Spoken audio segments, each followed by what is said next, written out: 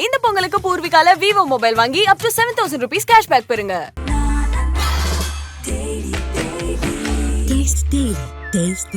மூச்சு திணறல், மூச்சு இழைப்பு, குரட்டையால் அவதியா, நுரையீரலை ஆரோக்கியமானதாக்கி எளிதாக சுவாசித்திடுங்கள். தங்கம் 24x7 ஆஸ்துமா சிகிச்சை நாமக்கல் மற்றும் கான்பூர். மத்திய அரசு வஞ்சிக்கிறது, ஓரவஞ்சகம் செய்கிறது. நிதிநிலை அறிக்கையை பாருங்கள், தமிழ்நாட்டுக்கு எதுவுமே இருக்காது. பெரியாரையே மண் என்று பேசுகிற துடிச்சல் எப்படி வந்தது? எவரும் இப்படி பேசியது இல்லையே. அண்ட புழுகு ஆகாச புழுகு எல்லாம் தாண்டி உலகில் எவரும் ஏற்றுக்கொள்ள முடியாத அப்பட்டமான பச்சை பொய்களை ஒருவர் உதிர்த்து வருகிறார். பொய்களையே மூலதனமாக கொண்டு அண்ட புழுகு ஆகாச புழுகு எல்லாம் தாண்டி உலகில் எவரும் ஏற்றுக்கொள்ள முடியாத அப்பட்டமான பச்சை பொய்களை ஒருவர் உதிர்த்து வருகிறார். நான் ஈழத்துக்கு சென்றேன். 23 நாட்கள் தலைவர் பிரபாகரனுடன் அவருடைய இடத்துக்கு பக்கத்திலே எனக்கு ஒரு நிலவரை வைத்திருந்தார்கள். அங்கே தங்கியிருந்தேன். அந்த 23 நாட்கள் அனுபவத்தை நான் வெளியிலே சொல்லவில்லை, பத்திரிகைகளுக்கு சொல்லவில்லை. ஆனால் டாக்டர் கலைஞர் அவர்களுக்கு பிரபாகரன் எழுதிய கடிதத்தை திருச்சி மாநாட்டிலே வெளியிட்டேன். அந்த கடிதத்திலே சொன்னார், இங்கே இருக்கக்கூடிய எம்பிக்கள் தேர்ந்தெடுக்கப்பட்டு இனத்துக்கு வஞ்சகமும் துரோகமும் செய்துவிட்டு கைக்கூலிகளாகிவிட்டார்கள் சிங்களவனுக்கு.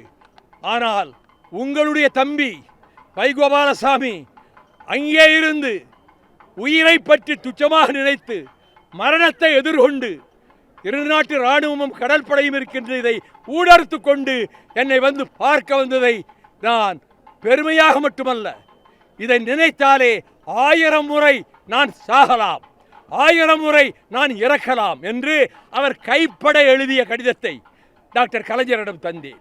திருச்சி மாநாட்டிலே வெளியிட்டேன். எந்த பத்திரிகையும் அதை வெளியிடவில்லை. நான் அதை பற்றி கவலைப்படவில்லை. ஆதாரங்கள் இதை போல இன்னும் 100 கணக்கிலே என்னிடம் இருக்கின்றன. அவற்றையெல்லாம் நான் வெளியிடவில்லை. அது வெளியிடுகிற காலம் வரும். அப்பொழுது விடுதலை புலிகளுக்கு நாங்கள் எவ்வளவு எங்களை அர்ப்பணித்துக் கொண்டு அவர்களுக்கு பணிபுரிந்தோம், பக்கபலமாக இருந்தோம் என்பதை நாடும் ஏடும் உலகெங்கும் வாழும் தமிழர்களும் அறிந்து கொள்வார்கள். முத்துக்குமார் முதல் 19 பேர் செத்து மடிந்தார்களே, அவர்கள் உடல்களை தழுவி எழுந்த தழல் மீது ஆணை, அவர்கள் உடலை பற்றி எரித்து சாம்பலாக்கிய நெருப்பின் மீது ஆணை என்ற நோக்கத்துக்காக அவர்கள் தியாகம் செய்தார்களோ, அந்த நோக்கத்துக்காக நாங்களும் தியாகம் செய்ய தயாராக இருக்கிறோம், போராட தயாராக இருக்கிறோம், பாடுபட தயாராக இருக்கிறோம். நான் வம்பு வளர்க்க விரும்பவில்லை. ஆனால் ஒரு புனிதமான ஒரு வரலாற்றில், தியாக ரத்தம் நிரம்பிய ஒரு வரலாற்றில், தியாக ரத்தினங்களாகிய அந்த விடுதலை புலிகளை, அதன் தலைவரை கொச்சைப்படுத்துகின்ற விதத்திலே நம்மை முன்னிலைப்படுத்த வேண்டும் என்று பொய் பேசுவது அநீதி. அநீதி தமிழ் இனத்துக்கு செய்கின்ற, தமிழ் ஈழத்துக்கு செய்கின்ற அநீதி. நான் பிரசல்ஸிலே போய் பொது வாக்கெடுப்பு நடத்த வேண்டும் என்று சொன்னேன். அதற்கு பிறகுதான் எல்லோரும் சொல்ல ஆரம்பித்தார்கள். என் வாழ்க்கையிலே உருப்படியான ஒரு காரியம், பிரசல்ஸில் பெல்ஜியத்தில் பொது வாக்கெடுப்பு நடத்தப்பட வேண்டும். எல்லா ஈழத்தமிழர்களிடமும், வெளிநாடுகளிலே வாழ்கிற ஈழத்தமிழர்களிடமும் தனித்தமிழ் சுதந்திர ஈழம் வேண்டுமா வேண்டாமா, இதற்கு ஒரு பொது வாக்கெடுப்பு அந்த நாள் வரத்தான் செய்யும். உலகிலே சின்னஞ்சிறு நாடுகள் ஒரு 50 நாடுகளில் தோன்றிவிட்டன. அதை போல தமிழ் ஈழமும் வளரத்தான் செய்யும். என்னை விட வேகமான இளைஞர்கள், என்னை விட தங்கள் உயிர்களை தத்தம் செய்யக்கூடிய வாலிபர்கள் எதிர்காலத்திலே வருவார்கள். அவர்கள் இந்த மண்ணின் பெருமையை உணர்வார்கள். ஈழ போரை நெஞ்சிலே வரித்துக் கொள்வார்கள். அப்படி ஒரு காலம் வரும். தமிழீழம் மலரும். அதே நேரத்தில் இப்பொழுது நடைபெற்று கொண்டிருக்கிற ஆட்சி திராவிட மாடல் நல்லாட்சி, நம்முடைய தளபதி ஸ்டாலின் அவர்கள் தலைமையிலே நடக்கிற நல்லாட்சி, மக்களுக்கு எல்லாவித நன்மைகளையும் செய்து கொண்டு மத்திய அரசு வஞ்சிக்கிறது, ஓரவஞ்சகம் செய்கிறது. நிதிநிலை அறிக்கையை பாருங்கள், தமிழ்நாட்டுக்கு எதுவுமே இருக்காது. அவர்கள் இந்த செய்கின்ற ஓர வஞ்சகம் நெஞ்சிலே தணலாக கொழுந்துவிட்டு எரிகின்ற நெருப்பாக இருக்கிறது. அதைத்தான் திராவிட மாடல் நல்லாட்சி நடத்துகின்ற தளபதி ஸ்டாலின் தலைமையில் 2026 நடக்கப் போகிற தேர்தலில் பெரும்பான்மை திமுக கழகம் பெறும். கூட்டணி கட்சிகளோடு சேர்ந்து போட்டியிட்டாலும் திமுக மட்டும் தனிப்பெரும்பான்மை பெறும். அப்படி ஒரு சூழல் உருவாகும் என்பதிலே நான் உறுதியான நம்பிக்கை வைத்திருக்கிறேன். அண்ணாவின் மண்ணிலே இருந்து பெரியாரையே மண் என்று பேசுகிற துணிச்சல் எப்படி வந்தது? எவரும் இப்படி பேசியதில்லையே. இந்த பூமி திராவிடர் பூமி, காவிரி பாய்கின்ற பூமி. வீராதி வீரர்கள் இங்கே வேலும் வாளும் தூக்கி கொண்டு பல நாடுகளை கைப்பற்றிய வரலாற்றுக்குரிய பூமி.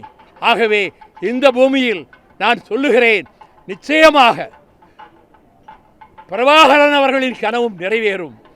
அண்ணா தொடக்கத்திலே கொண்ட பெரியார் கனவு எடுத்து சொன்ன அந்த தனிநாடு கோரிக்கையும் நிறைவேறக்கூடிய சூழ்நிலையை மோடி போன்றவர்கள், அந்த இந்துத்துவா தத்துவத்துக்குரியவர்கள் கொண்டு வர முயற்சிக்கிறார்கள்.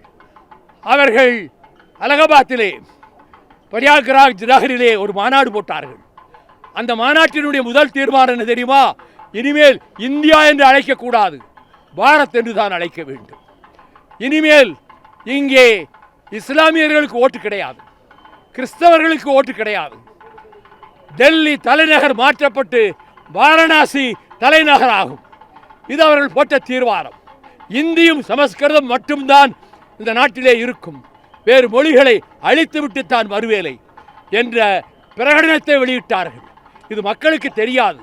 ஆனால் நாங்கள் திராவிட இயக்கத்திலே எங்களை அர்ப்பணித்துக் கொண்ட காரணத்தால் நான் 27 முறை சிறை சென்றிருக்கிறேன். 6 ஆண்டுகள் சிறையில் இருந்திருக்கிறேன். தமிழுக்காக, தமிழர்களுக்காக, இந்தி எதிர்ப்புக்காக, ஜனநாயகத்தை பாதுகாப்பதற்காக, சர்வாதிகாரத்தை சாய்ப்பதற்காக தியாகம் செய்த இந்த உடல் இந்த மண்ணுக்கு போனாலும் என்றைக்கும் இந்த கொள்கைகளுக்காக வாழ்ந்தான் இவன் என்று சொல்லக்கூடிய நிலைமை தானாக உருவாகும்.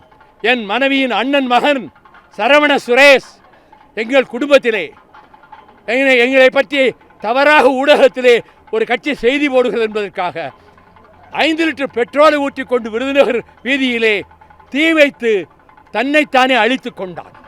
என் குடும்பம் ஒரு உயிர்வேலியை கொடுத்திருக்கிறது. காயப்பட்ட புலிகளை என் தாயார் 1.5 வருடம் சோறு போட்டு காப்பாற்றினார்.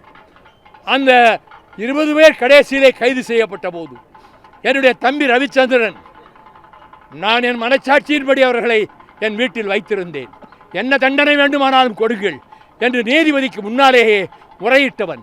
தடா கைதியாக ஓராண்டு காலம் அவன் சிறையிலே வைக்கப்பட்டிருந்தான்.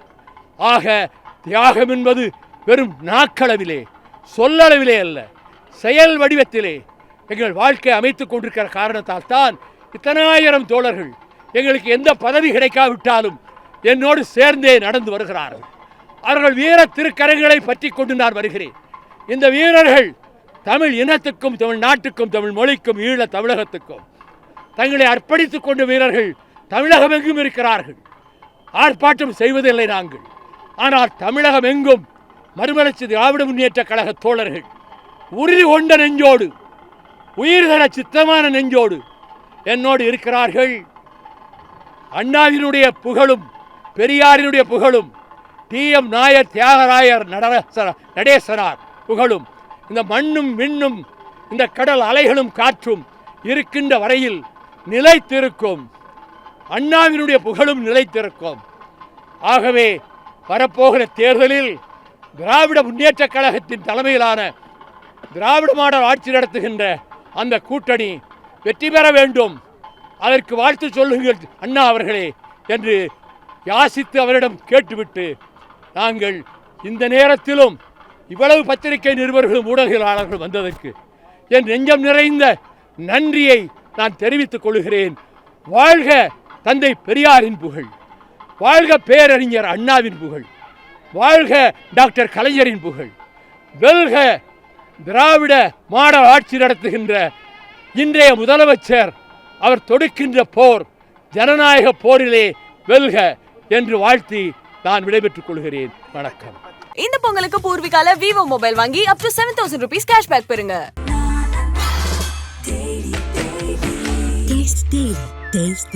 மூச்சு திணறல், மூச்சு இழைப்பு, குரட்டையால் அவதியா, நுரையீரலை ஆரோக்கியமானதாக்கி எளிதாக சுவாசித்திடுங்கள். தங்கம் 24/7 ஆஸ்துமா சிகிச்சை நாமக்கல் மற்றும் கான்பூர்.